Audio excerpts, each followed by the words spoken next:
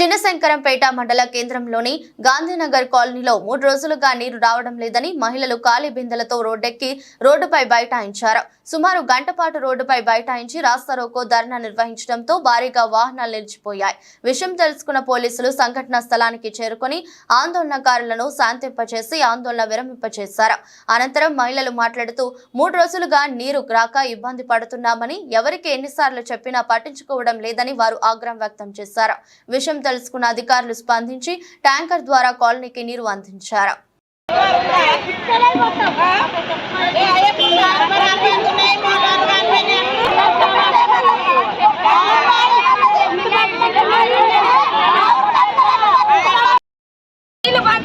శివరాత్రి నుంచి నేను సరిగా ఇస్తలేడు. ఇన్నవా కొడు వాళ్ళు అల్లుడున్నప్పుడు నేను ఒక తీరిగించిండు. ఈయన భూమి వచ్చిన మొదలు నీళ్ళు ఒక సుఖ వస్తలేవు. శివరాత్రి నుంచి మస్తు ఇబ్బంది అవుతుంది మాకు నీళ్ళకు. ఊళ్ళో 2 సార్లు ఇడుస్తారు.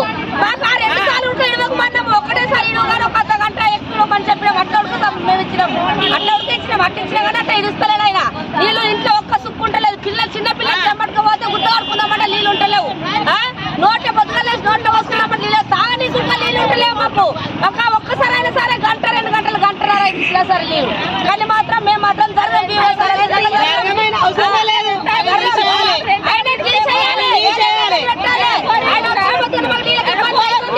ఆయన సరిగా నీళ్ళు ఇస్తలేడు. వేరే పెట్టాలి మాకు నీళ్ళ సమస్య నీళ్ళాధారం కావాలి మాకు.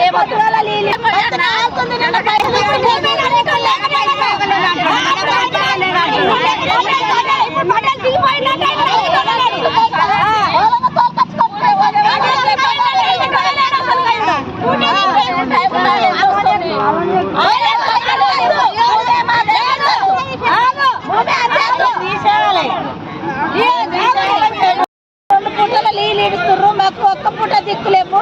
ఇప్పటికీ శివరాత్రి నుంచి ఇప్పటిదాకా ఒక్క సుక్క నీళ్ళు లేవు. రోజు 3 బిందెలు అచ్చుకుంటూ వస్తున్నాయి. మరి మేము ఏం కడుకోవాలి, ఏం కానుకోవాలి, ఏం పోవాలి? మరి పడిపోయే టైం అయింది. ఇప్పటిదాకా చూసినాము. గుమ్మాన్ని కట్టేస్తారా, నేల కట్టేస్తారా అని అంటే ఊళ్ళో 2 సార్లు ఇస్తాం. మాకు ఒక్క పూట ఇవ్వంటే ఊళ్ళో గుద్దలు వేస్తారా ఇస్తానంటున్నావు. మాకు ఇవ్వని అంటున్నావు. ఊళ్ళో పిలిపించుకొని కనిపించుకోరా అని అన్నాడు. ఆ మాట మరి నీళ్ళు లేవు. మరి మా పరిస్థితి ఏంది?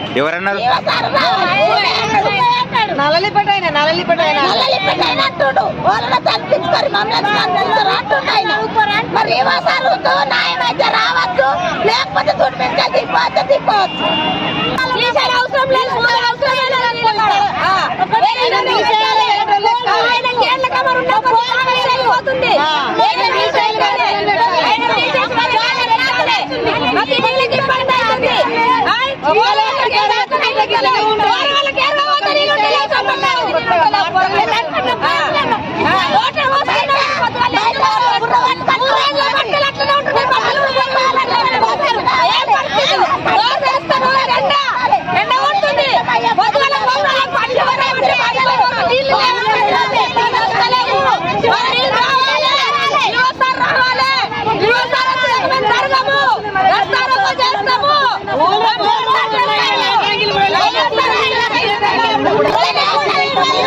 ఒకరు మాట్లాడరు గాయకాయ ఏమంటారు మళ్ళీ ఒకరు మాట్లాడరు.